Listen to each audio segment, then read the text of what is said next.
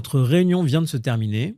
Un collègue a dit quelque chose qui vous a fait tiquer. Vous hésitez. Est-ce que je lui parle maintenant, tant que c'est frais, ou est-ce que je laisse reposer? Spoiler, la plupart des managers font le mauvais choix et s'en mordent les doigts après. Voici la règle simple pour ne plus jamais hésiter. Je suis Baptiste Bézé, je suis le cofondateur de Team Bakery. Notre métier chez Team Bakery, c'est d'aider les équipes à mieux travailler ensemble. Et je vous partage dans ces vidéos des retours terrain, des cas concrets qu'ont rencontrés les managers qu'on a la chance d'accompagner au quotidien. D'abord, la règle fondamentale, celle qui en réalité résume toute la vidéo. À chaud, votre cerveau est dans l'émotion, donc en mode défense. À froid, il est plus à distance, donc en mode analyse. Par conséquent, la règle qui en découle pour le feedback est la suivante. Plus le sujet est sensible émotionnellement, plus je vous conseille d'attendre. Maintenant, ce que je vous propose, c'est qu'on décline ça en cas concret. Voici les 3 cas, et 3 seulement, qui justifient de faire un feedback à chaud. Le premier cas, c'est un geste dangereux, un comportement à risque immédiat. C'est le cas où vous avez un collaborateur qui fait quelque chose qui va mettre en danger quelqu'un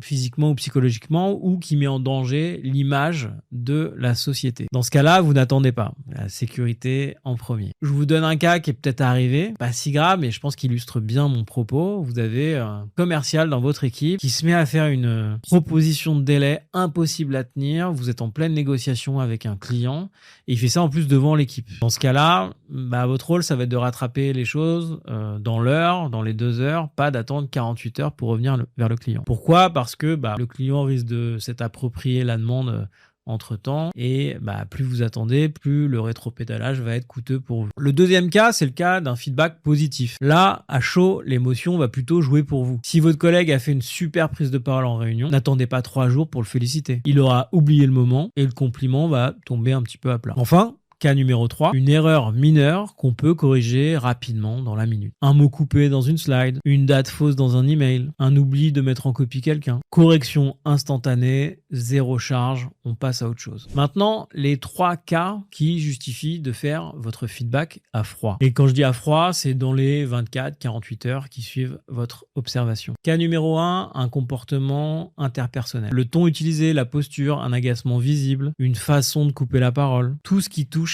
à la manière d'être. À chaud, ce type de conversation a tendance à dégénérer. À froid, elles permettent d'apprendre et de corriger sa posture. Je vous donne un exemple. Un collaborateur a été cassant avec un junior devant toute l'équipe. Vous l'attrapez à la sortie de la réunion à chaud et vous lui dites « Vous ne pouvez pas parler comme ça » et vous avez perdu. Il va se justifier, vous sentirez que ça ne passe pas et vous sortirez tous les deux frustrés de cette discussion. Alors que si vous faites ça 48 heures après, lors de son one-one, vous prenez le temps de poser les faits, l'observation et l'impact. Et là, normalement, il peut entendre. Cas numéro 2, un livrable raté ou pas au niveau et pourtant dont la personne est particulièrement fière. Votre collaboratrice vient de vous envoyer une présentation sur laquelle elle travaille depuis 3 jours. Elle pense qu'elle a bien bossé. Vous voyez que c'est vraiment pas au niveau. Si vous lui répondez au tac dans l'heure, elle va se braquer, voire s'effondrer. Si vous attendez le lendemain, le surlendemain, vous fixez un cadre calme, une réunion de débrief, une réunion de discussion autour du projet, un timing partagé. Vous pouvez en parler à tête reposée et elle pourra vraiment vous entendre. Enfin, 3e cas, ce sont des comportements qui se répètent et que vous voulez nommer, que vous voulez pointer. Dès que vous voulez aborder un comportement récurrent, vous avez besoin de recul. À chaud, ça risque de passer pour une accusation. À froid, ça passera plutôt pour une observation structurée. Un dernier exemple sur ce point, un collaborateur de votre équipe arrive systématiquement pas préparé lors de vos one-one et ça fait 2 mois. Vous perdez 10 minutes à chaque one-one à vous recaler sur le travail qui a été fait. Impossible de traiter ce point-là à chaud. Vous auriez l'air de sortir une casserole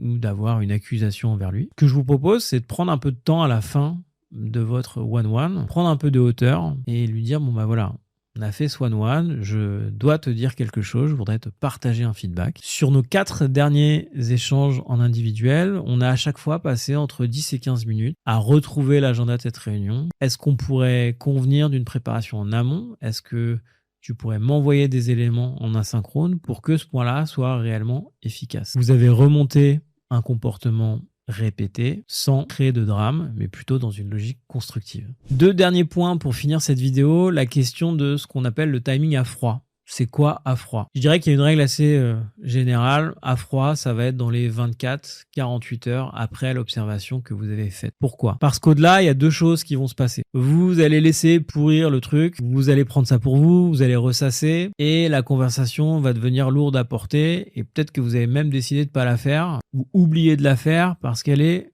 un peu lourde à porter. L'autre point, c'est qu'au-delà de 48 heures, la personne en face n'aura pas forcément un souvenir précis de ce qui s'est passé et donc votre feedback va perdre en ancrage. Donc 48 heures, c'est un peu la fenêtre d'or. Essayez au maximum de rester dans cette fenêtre-là. Au-delà, vous allez perdre en précision ce que vous aurez gagné en prise de recul sur ce qui s'est passé. Dernier point, le piège à éviter qu'on a tous vécu normalement si on a été en position de management, c'est si vous-même vous êtes dans l'émotion, vous êtes agacé, énervé, frustré, ne donnez pas de feedback à ce moment-là. Pas même un feedback positif. Un feedback donné sous le coup de l'émotion, c'est une décharge émotionnelle, pas un feedback. Respirez, attendez demain, votre clarté reviendra et avec elle, la qualité de la conversation. Je vous remercie, je vous donne rendez-vous pour une dernière vidéo autour du feedback qui va normalement être publiée la semaine prochaine. Pensez à vous abonner pour ne pas la louper. Et si jamais vous recherchez des ressources complémentaires pour vous aider à animer votre équipe, je vous invite à aller faire un petit tour dans la description. Vous trouverez quelques liens utiles, notamment notre newsletter. Et puis, vous avez aussi la possibilité de rentrer en contact avec moi si jamais vous voulez